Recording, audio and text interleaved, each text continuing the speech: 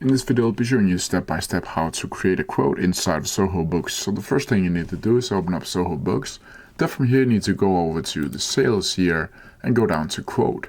Then from here, there should be a list of all your previous quotes that you have created.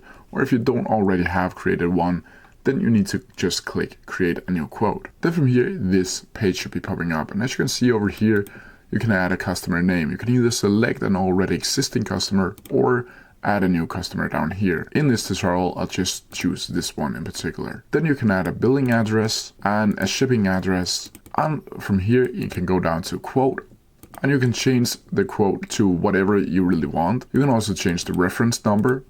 You can change the quote date or the expiry date if the quote shouldn't have that. Then from here, you can add in a salesperson, either select it or add a new salesperson down here. Then from here, you can also add a project name. Here you can add one or even add a new one, create a new one. Then from here, you can add a subject to the quote. Then from here, you need to go down to the item table and click in the items that should be in this quote. You can either write them here or add a new item down here so you already have them and can fastly click on the item every time you create a new quote. Then from here, you can add in the quantity, you can add in a rate, you can add in a tax or create a new tax code, and you can see the full amount over here.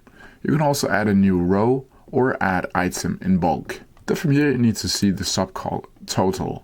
And here you can add the shipping charges, you can add in adjustment if you have that, and then you can see the full total number. You can also create a customer note if you want to do that, and you can write in the terms and conditions for this quote.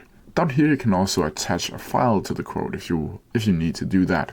And you need to be aware that you can only upload maximum of file files 10 megabyte each. Then from here, you can click a new email communication, or down here you can simply click save as draft or save and send. And if I click save and send, you can see the quote has been created. Then from here you can see how the quote will look like, and you can also click down here to view the quote. Then from here you simply need to scroll down until you see the send button down here. And when you click on that, you can see your quote has been sent.